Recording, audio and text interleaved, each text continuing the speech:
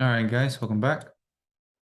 So we're going to be going over a rejection block. A rejection block is simply a order block, but with a long wick. Looks something like this. All right. It is around 50% body and around 50% wick. Okay. Of course, it's not going to look exactly like this, but that's just an estimate. There is more wick than body. All right. It can also look like this. That would be a rejection block. It can look like this. Rejection block. It can look like this. Rejection block. Okay. Is more wick than body. That would be known as a rejection block. And the same rules apply as the order block. We have the rejection block. We have the open. The open. We have the 50%. All right.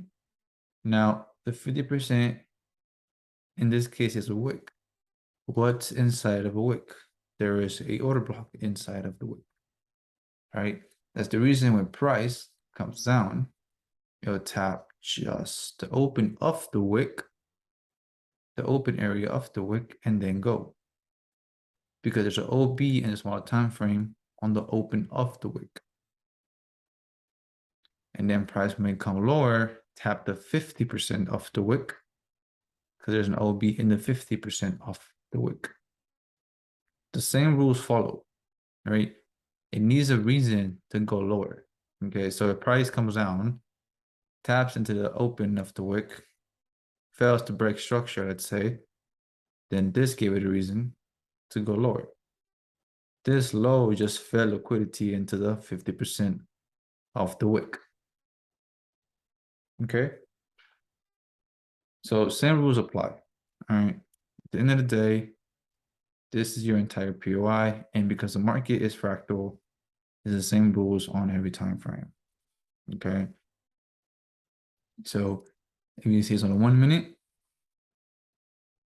you want liquidity to be formed before you even take on the 1 minute or the second time frame. All right. For example, you have the open and you have the 50. Okay. So now we do have confluences to line up everything together to get a high probable scenario, let's say. Okay, because price can come to either or, the open or the 50. Right? In some cases, it doesn't matter, to be honest, because whether it comes to the open or the 50, our stop loss is still below and it's around a 2 to 4 pip SL. So it's not really a big deal. Okay. But you know, if it's let's say a 4-hour candle, right? Then we have to be aware and see our price being delivered to the open area.